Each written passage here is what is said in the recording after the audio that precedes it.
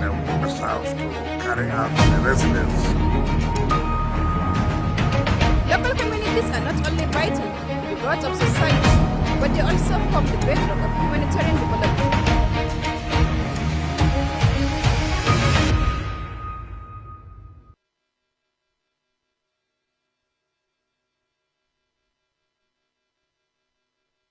Hello and welcome to The Reporter, a news and current affairs program that goes beyond the headlines, bringing reporters from the field to give first-hand accounts and in-depth analysis of unfolding issues, correspondents' perspectives, ensuring balanced, credible, and comprehensive storytelling. Welcome once again. I am Anieti Patrick.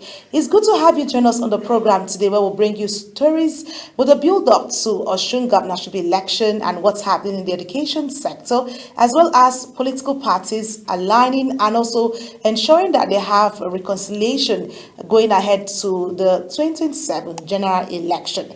Let's guide you through on this episode as we start off with the Osun State governorship election. For fast approaching right now, we'll see that the IGP Olatunji Disu has issued a strong warning to political actors and their followers as well as supporters, declaring their intention that for the election in Osun State, that the police would not rest in terms of ensuring that there's credibility in the process and there won't be any disturbance of activities happening there for the citizens in Osun State in delivering credible election. And he mentioned the fact that he gave the warning in Abuja with a strategic idea running on through the political actors as well as the civil society group, where he met with them, giving the fact that anyone who incites or engages in violence will face full weight of the law. Of course, our correspondent Kikelo Mokiri was there for Global TV.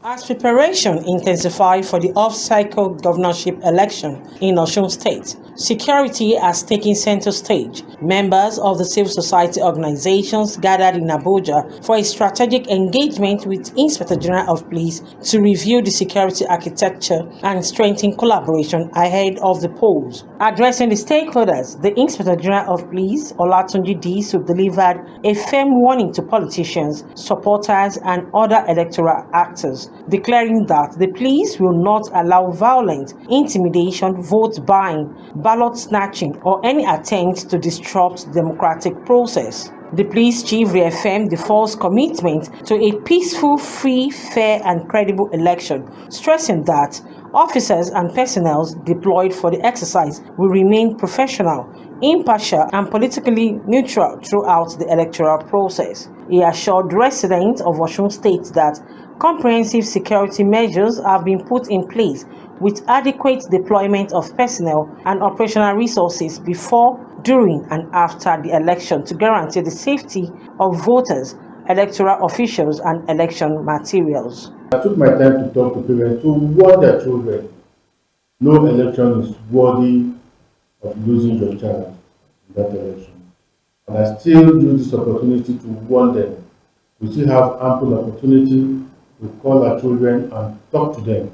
Elections will come and go. Earlier, Executive Director of Civil Society Legislative Advocacy Center, CISLAC, Awa Rafsanjani, highlighted the expectation of civil society, urging security agencies to uphold professionalism while ensuring every eligible voter able to exercise the right to vote without fear or intimidation. As civil society, we have met, we discussed, and we come up with some key important recommendations and suggestions on how we can be able to have free, fair, credible election. Also speaking, Executive Director of Yaga Africa, Samsi Itodo, emphasized the importance of sustained collaboration among security agencies, the electoral umpire, and the civil society groups to strengthen public confidence in the election.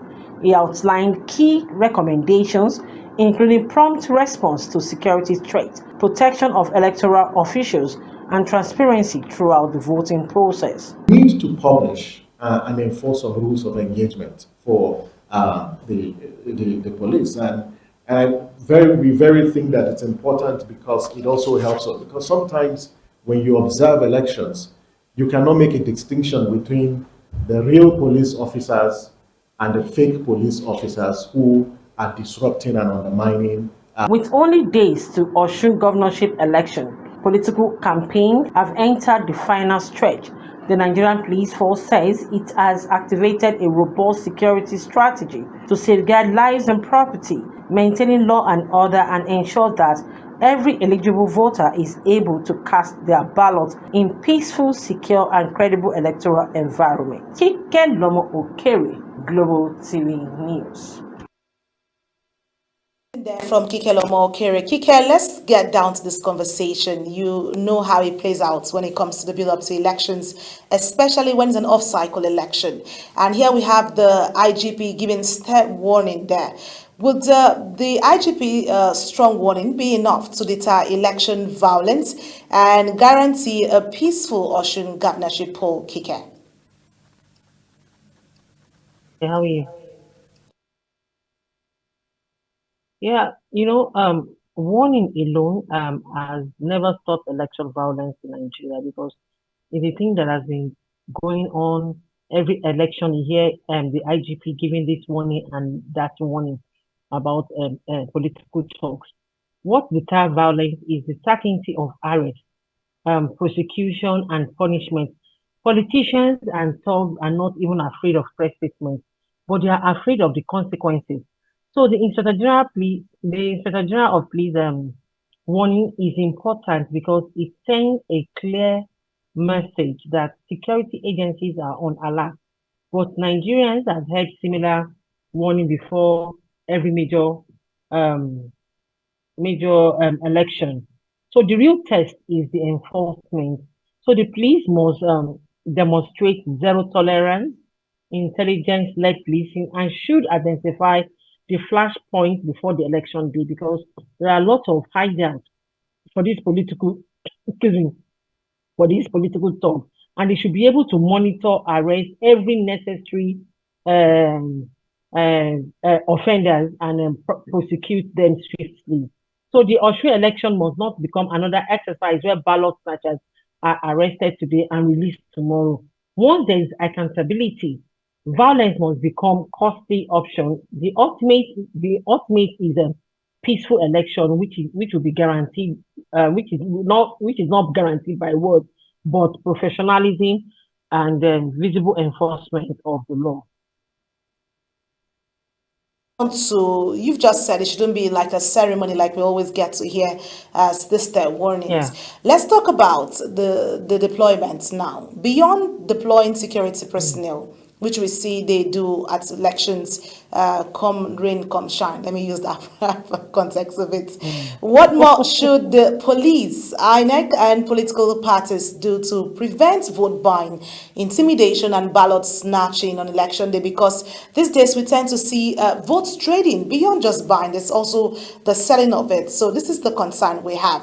What can they do? Because INEC, of course, we see them partner with ICPC. We see them partner with also ICPC as well in terms of this.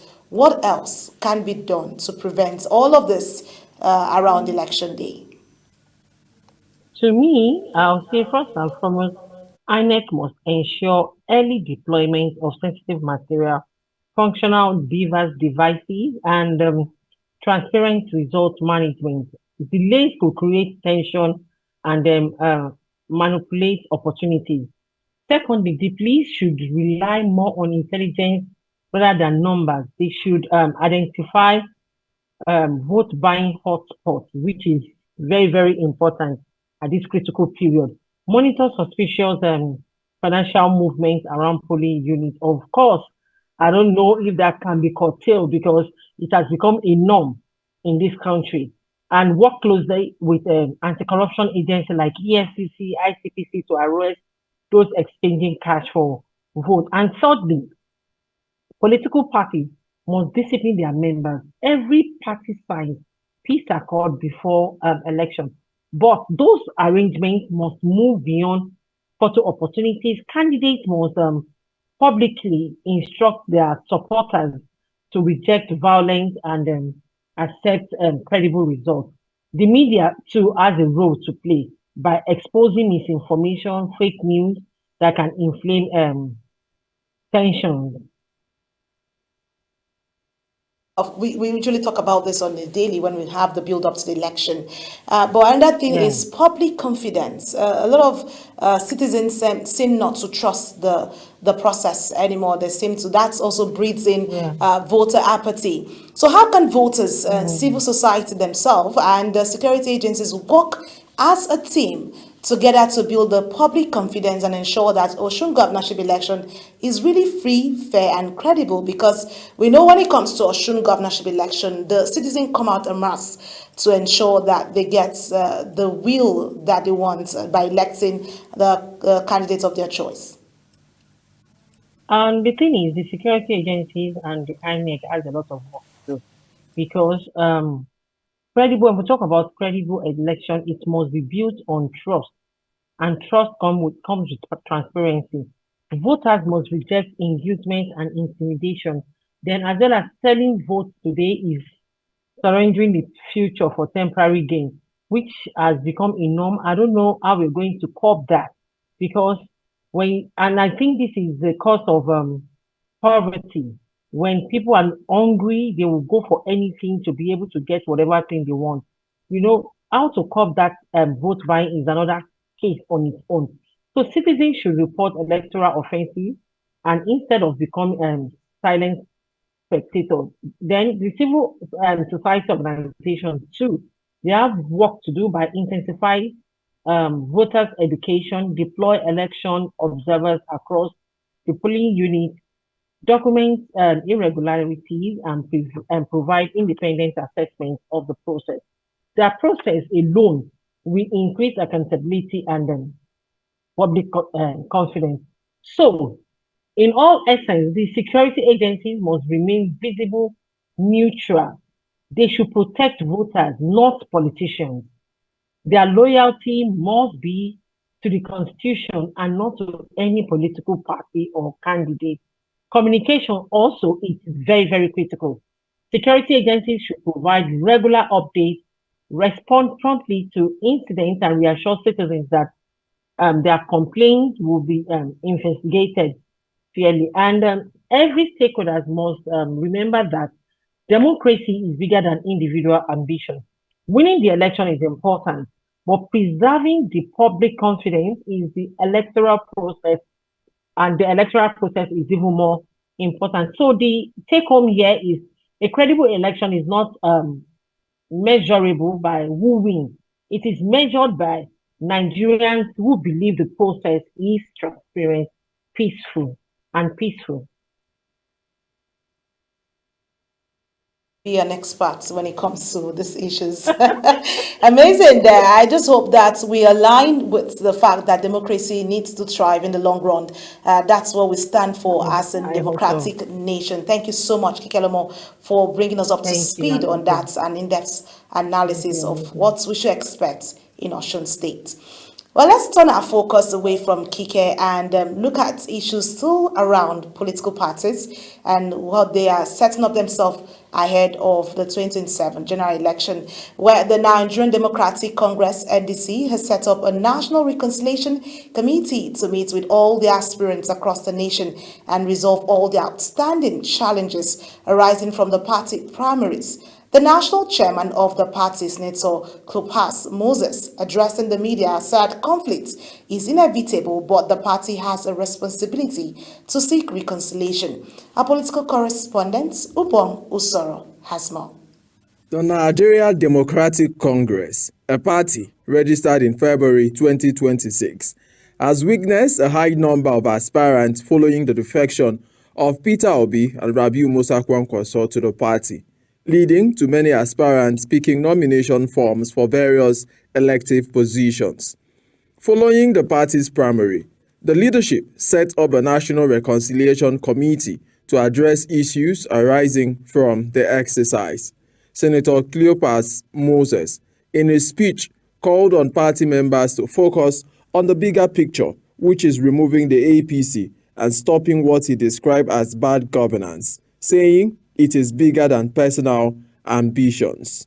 To review complaints and disputes relating to party primaries and candidate nominations from my seem repeated, but to leave it at your discretion as elders. identify the underlying issues, and recommend appropriate political and administrative measures for peaceful resolution without prejudice to matters before competent courts of law. To promote unity and inclusiveness by recommending practical strategies for integrating aspirants who did not emerge as candidates into the party's campaign structure. The chairman of the Reconciliation Committee, Professor Pat Utomi, called on aggrieved aspirants and party members to embrace reconciliation and work towards the interests of the party ahead of the 2027 general elections. Bear that in mind. We will see the need to reconcile differences. These are small. We can bake this bigger cake that can lift our country and ultimately our continent out of where it is. Other members of the committee are Buba Galadima, co-chairman, Muhammad Sani Takori, vice-chairman, Babatunde Ali, secretary, Mrs. Dudu Mama, Honorable Salvador Adekoke, and Alhaji Aruna Pai. 3 subcommittees were also set up for the North, South-South, and Southeast geopolitical zone, respectively.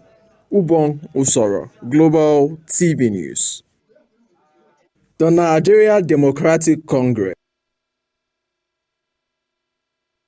Well, amazing there for when we see build up to election and we see parties putting their thoughts together and putting their house together.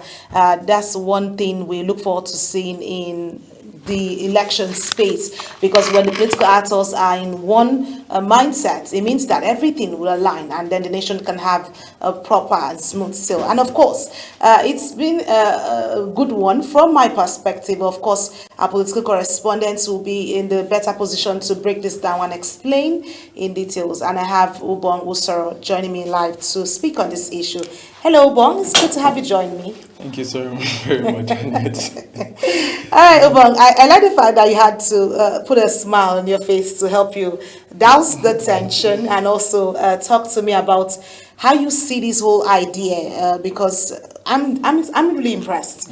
Because opposition parties in the build of 2027 election are faced with a whole lot of roller coaster of issues, but seeing this party come together as a body to say let's put our heads together and ensure that democracy wins in the long run. What's your take on this, basically?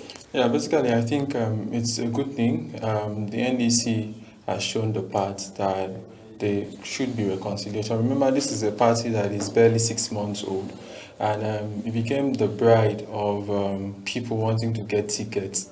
Maybe you could say for selfish reasons and some for genuine reasons, because they want to support Mr. Peter Obi's ambition, right? So many of those persons were not able to get tickets. Like the national chairman said, for instance, in Amak, we had 22 persons that picked up the House of Representatives tickets, all of them eminently qualified.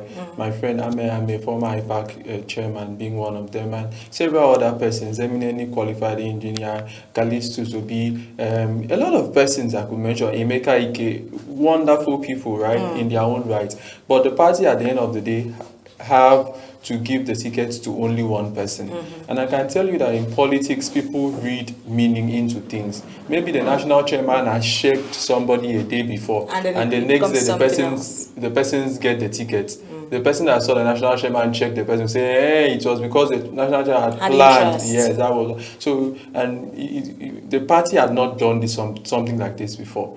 They don't have that experience conducting primaries, holding the parties together. So it was a difficult terrain for them. So I've spoken to some candidates who wanted to leave. In fact, I consulted for one of their candidates who was running for Senate, who has a case in the court that we are following, and he wants to leave. So the path to reconciliation will help the party remove all of those cases in the courts that could derail the party from 2027 general election, which is their primary end. So I think it's the right thing to do. Amazing, right thing. Ubong, I still have to hold forth with you because, of course, we have a whole lot lined up and we want you to speak to these issues as well. Well, while we still have Ubong here with me, let's talk some issues around education, where the West African Examinations Council, WAEC, has released the results of the 2026 West African Senior School Certificate Examination for school candidates, with 61.54% of candidates obtaining credits in at least 5 subjects. The head of WAEC's national office, Dr. Amos Dangot, who announced the results during a press briefing in Lagos, said the 5 subjects include English and mathematics. Ubong Usoro again tells us more. According to WAEC, 1,959,668 candidates from 24,207 schools registered for the examination, while 1,950,726 candidates eventually sat for the exercise. The examination body said 1,200,514 candidates obtained credits in at least 5 subjects, including mathematics and English language, meeting the benchmark for admission into higher institutions. Dr. Amos Dangot disclosed that 1,834,695 candidates have had their results fully processed and released, while the results of 116,031 candidates are still being processed due to issues currently being resolved. That have 5 credits in 5 subjects, irrespective of the subjects, amounted to 1,687,378 candidates. WAEC also withheld the result of 167,486 candidates, representing 8.59% of those who sat for the examination, over alleged involvement in examination malpractice. The council attributed many of the reported cases to the use of mobile phones in examination halls and organized cheating in some schools, adding that investigations are ongoing. Can within 12 hours access their results through this website, www.waecdirect.org. The result checker pins can now be generated via www.waec.org. WAEC further announced a new result checking process, stating that candidates are now required to generate their result checking pins online through the council's digital certificate platform using their national identity number. The council added that candidates whose results have been released can access them on the WAEC result portal and apply for their digital certificates. Ubong Usoro, Global TV News. According to WAEC, and of course, there Ubong was there, and he just whispered something to me, and I'm hoping that it gets out well with him. I don't want to get it out. But Ubong, let's talk about this WAEC results, because over time we've seen how WAEC result has been a challenge for students, either in maths or we have it in English or something. With just 61.54% of the candidates securing 5 credits, including English and mathematics, what does this reveal about the quality of teaching and learning in Nigerian secondary schools today? Yeah, I think significantly this is a better result compared to 2 years ago, where we had over 40% of the candidates failing mathematics and English. So this one, yes, over 60-something% have actually passed. So out of 1.8 million persons that registered, 1.2 have passed. That's in any statistics you are using, that's a very good result, right? So, and I think there's been improvement. If you even look at our JAM scores now, the students are playing with JAM. Now, before, for somebody to score 300, it was like a big deal, maybe just 1 person in the whole state. The last result that came out in Anambra, over 10 persons scored more than 320, right? So people have education, students are now understanding the past questions and they are doing well. So for me, it's not where we want to be, because we look at other countries, Gabon, Benin Republic and the rest. This is a West African examination. Their student score is about 70, but it's not too bad. I think it's the right step in the right direction. There are lots that we can do to improve it. All right, amazing. Thank you so much, Ubong, for this build-up to giving an edge or giving us the hope that education is taking a new dimension for secondary school. And of course, thank you so much for being a part of the program. Well, that brings us to the size of the program today. The reporter, we say very big thank you for you who's been watching. And a quick reminder here that Global TV is on DSTV channel 365 and Star Times channel 276. We're also active on Free TV and on social media platforms. You can get us by using at Global TV NG. I am Aniti Patrick. Thank you for watching.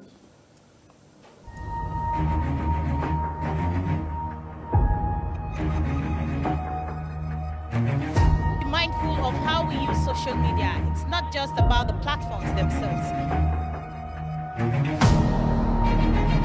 To the preservation of the national unity and democratic stability. Water is life, water is an essential service. And water serves to carry out the residents. Local communities are not only vital to the growth of society, but they also form the bedrock of humanitarian development.